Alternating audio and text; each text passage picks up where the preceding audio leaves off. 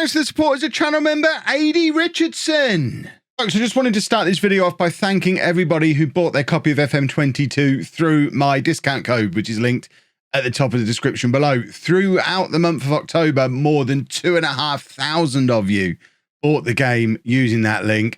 As you know, it is an affiliate link. I get a little cut of everything that comes through that, as well as it saving you money based on what it costs on Steam. So for that many people to have shown that level of support, frankly, is incredible. And I just wanted to say thank you, and that I am really, really grateful. I don't want you to just think I take these things for granted. I absolutely don't. I genuinely really appreciate it. It is, I'm still at a stage of life where that is a genuinely life-changing thing to have happened. And thank you. Just thank you very much for everyone who's done it. The link is still there for anyone who wants to save money, who hasn't taken the plunge yet.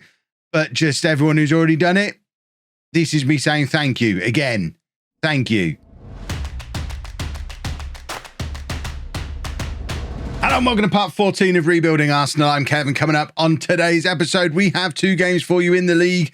Having finished off the World Cup that we did in an episode earlier today, we are at home against Liverpool and away against Leeds. The Liverpool game is a top-of-the-table clash. We mentioned at the end of the last episode that we were top of the league going into the World Cup. We weren't quite. Liverpool won their game later in the day. They're 1 point ahead of us, but we do face them now. So we can certainly celebrate Christmas. Celebrate Christmas.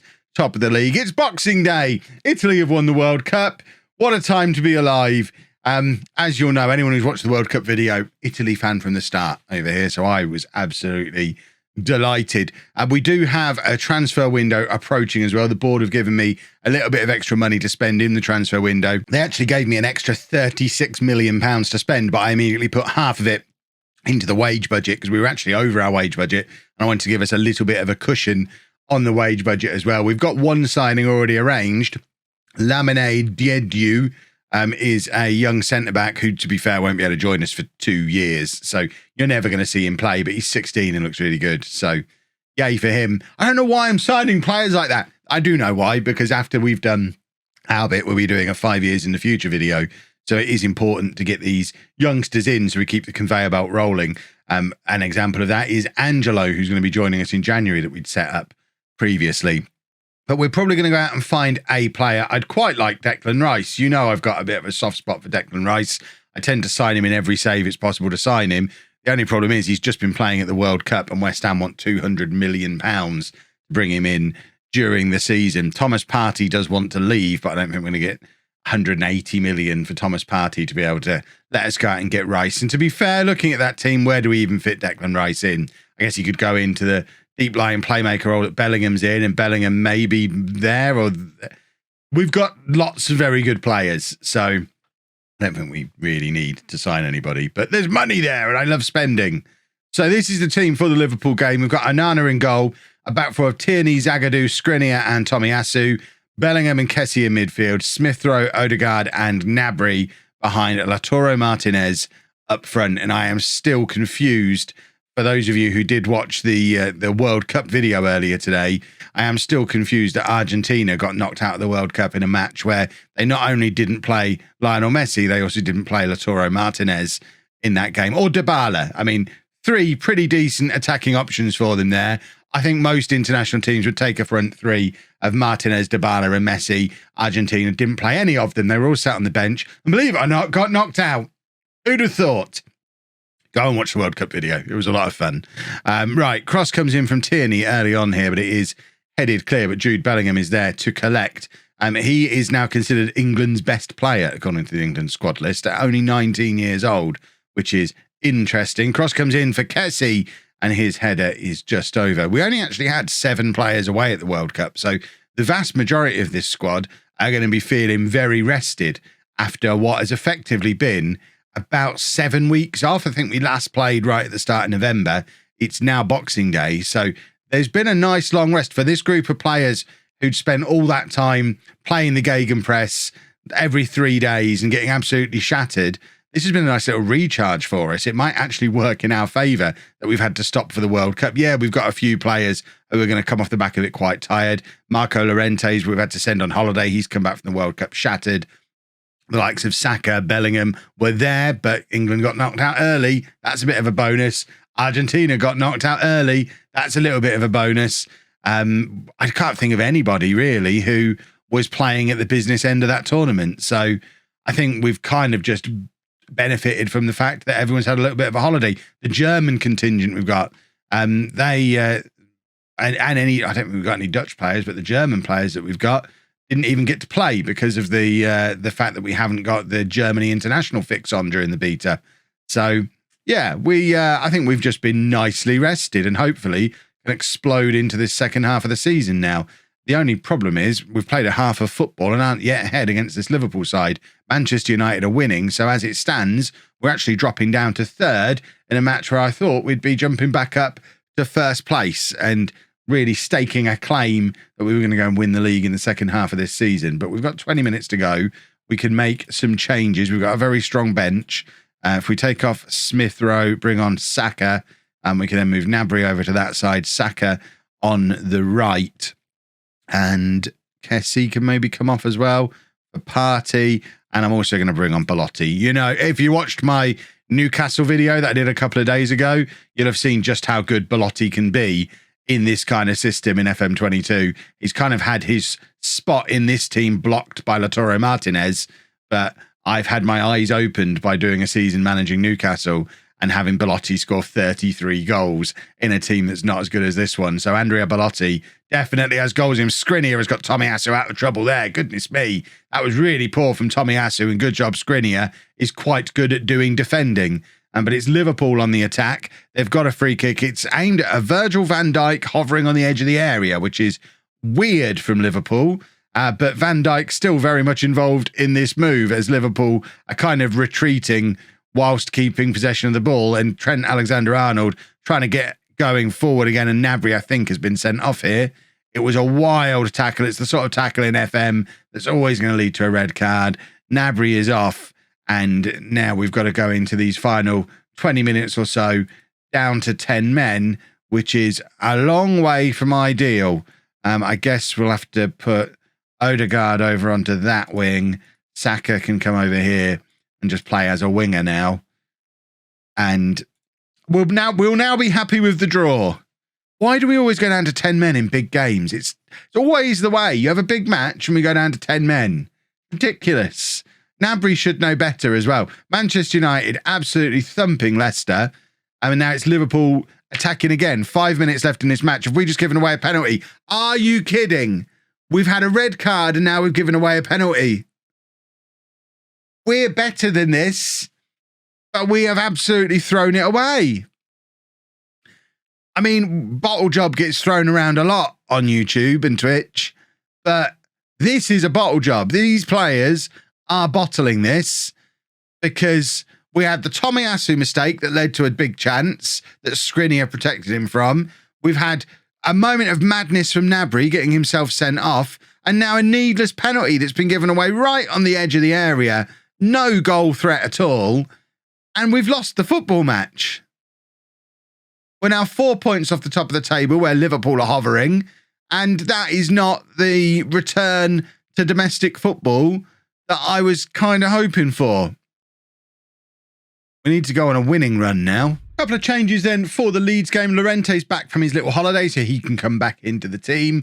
We're also going with Saka on the right and Diaz on the left, with Smith Rowe in the middle, with Gnabry now suspended after his silliness in the last game. Couple of other pieces of news. Martin Odegaard just got on the bench for World Team of the Year, which is pretty cool. It doesn't say on there, does it? Does it say on here somewhere? No. He did. I promise he did. You'll just have to believe me. And Zagadou was finished runner-up in French Player of the Year, despite never having played for France. He was second only to Kylian Mbappe. So France is second. This might be why they didn't win the World Cup. Their second best player didn't even go to the World Cup. Weird from France. Right, let's get this team submitted. Oh, new boy Angelo is in, We looked at him earlier in the episode, so he can slot straight into that bench because we need numbers, because we've got a few players who are still struggling a little bit with fitness issues, despite my little speech before hoping that fitness issues would be solved. It's now a week on as well. There's no real reason why fitness should be a problem. This is our second game in 2 months, but there's still players struggling a little bit. In other news, we have accepted a bunch of offers for Aubameyang from various French clubs for about £250,000. It does involve us paying £100,000 of his wages for the rest of the season, but it saves us the other 150,000. So that would be handy if we can finally move him on. It means I've taken him out of the Premier League squad now and replaced him with Lokonga, who can make his way back into the squad. Martinez has just scored, by the way. It's 1-0 to the Arsenal. Lovely, lovely, lovely. We are down to 4th place in the league at the moment. We need to be careful that we do go back to winning ways after the disappointment of the Liverpool match. It's very much a big 4. We've talked about that a few times previously on this save, and we want to make sure we're very much in the mix and in the title hunt. Remember, the goal for the save was doing Arsene Wenger win a domestic double inside the first 2 years at the end of the second season. This is our second season, so we need to win the domestic double. And to do that, you need to win the Premier League. It's no good being competitive in the Champions League, which we have been. We've got Dortmund in the first knockout round, which you'll be seeing in tomorrow's episode, along with a summary of the transfers from this January transfer window. But we need to win the Premier League, so we need to win matches like this. But we're doing all right so far. 1-0 up. We seem to be doing quite well. And fingers crossed that continues. Kessie, who has been linked with various moves in this transfer window. I've got a potential series of transfers in mind that could lead to us getting Declan Rice, even though 200 million for Declan Rice is absolute insanity. It's a lovely goal from Saka. There are teams interested in both Kessie and Gabriel, so I'm thinking if we can get good money for both of them, plus get most of Aubameyang off of the wage bill, that might just leave the door open for Declan Rice, who can effectively fill both of those squad spots. We've got 4 centre-backs, 4 centre-mids in the squad at the moment. If we end up with 3 of each plus Declan Rice able to play both and young players knocking around as well, I think that's fine. Declan Rice, of course, homegrown in England, will help us with squad registration for the Champions League and things like that as well. So I'm not against, if we can get like 70, 80 million for Kessie, 40 or 50 million for Gabriel, plus move Aubameyang on, plus with the existing money that we've got, we might just be able to stretch to a stupidly expensive deal for Declan Rice, which makes no sense in isolation, but makes all the sense in the world when it comes to the squad building that we need to do for the rest of this season. So watch this space. You probably all think the idea of that is insane, but take money out of the equation. Do I swap those 2 players for that 1 player who helps me with squad building? Probably. Let's just pretend the numbers are all smaller. Let's say we're getting 7 million for Kessie and 5 million for Gabriel and paying 20 million for Rice. Doesn't seem so crazy now, does it? It's fine. We're 3-0 up, by the way. Lovely ball over the top from Smith Rowe. Lautaro Martinez demonstrating the difference he could have made for Argentina in the World Cup if they'd have used him. Still think that's insane that they didn't. And now Llorente down the right-hand side. Lovely ball over the top for Martinez, who's on for a hat-trick here, but couldn't get past his defender. It ends up being cleared as far as Skriniar, who is going to just play it forward to Saka and keep this attack moving. Bellingham to Smith Rowe. The other advantage of bringing Declan Rice in is it means it releases Bellingham to play a little bit further forward, because you can then play Rice behind Bellingham in the midfield. And in that case, we don't even really need Kessie. We can keep Partey at the club. I don't know. It makes sense. To me, it makes sense. Let me know down in the comments. Does it make sense to you? You know I love a transfer. It's the last transfer window we've got on this save, and I want to go out with a bang. Why not spend £200 million on Declan Rice? Where's the downside? Set a British record transfer. Probably. I mean, what's the world record transfer? Is it still Neymar? How much was that? Are we going to spend more than Neymar cost on Rice? Equivalent quality players, I think. I'm sure you'll agree. Right, we're going to get Lokonga back on for his first appearance of the season. Get him right back into the mix quickly. And then we'll bring on Tomiyasu. Why would it recommend Ginter ahead of Tomiyasu? Come on at right back. That makes no sense. Slozek is in for his first appearance of the season as well, because moving Aubameyang out of the first team squad has opened doors to get other players back in. So Slozek back in as my backup left winger now, and Lokonga back in as the last non-British player that we could fit in the squad. So Aubameyang, even if he doesn't leave, is going to sit in the reserves for the rest of the season. We just haven't been using him.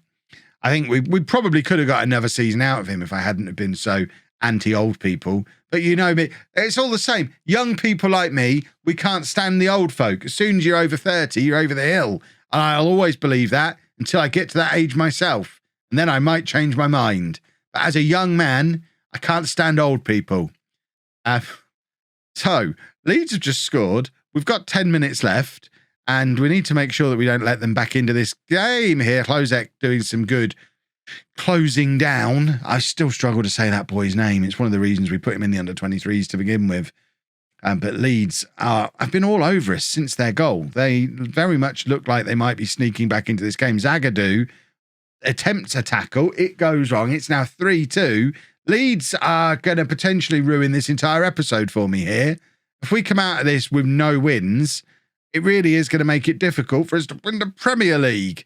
And we're back down to 4th place as it stands. Man United labouring to beat Brentford. It doesn't really matter as long as they do beat Brentford. They'll still remain ahead of us. Tomiyasu just aimlessly lumping it forward. I think he's looking for Lautaro Martinez. I feel like this is a situation where I should be doing a shout, but I never know what shout to do in this situation. So I don't want to demand more because we're winning and that'll confuse them. I don't want to yell at them because we're winning and that'll confuse them. But I don't want to say, oh, well done, because we've just conceded 2 goals and let Leeds back into the game. I feel like I'm kind of stuck a little bit here. Liverpool have now equalised against Leicester. Manchester United 2 up over Brentford. We have managed to hold on. The top of this Premier League table is looking tight. This is going to be quite the run-in this season. I mean, we're not even at the halfway point of the season, but it is looking like things are going to be tight. Let's see, we've got him as our main target. Close to huge transfer. We've just talked about it. We are pretty close to a huge transfer. In the meantime, Emile Smith-Rowe, of course, can have whatever money he wants whenever he wants it. Don't tell him that. If he'd asked for double that, I'd have given it to him because he's Emile Smith-Rowe. Right, we are going to go and do these transfers off camera. I will be back tomorrow, as ever. We'll do Dortmund and the North London Derby. Can't say fairer than that, can you? If you've enjoyed that, please make sure you leave a nice big thumbs up on there for me. Subscribe to the channel for daily Football Manager videos. And thank you very much for watching.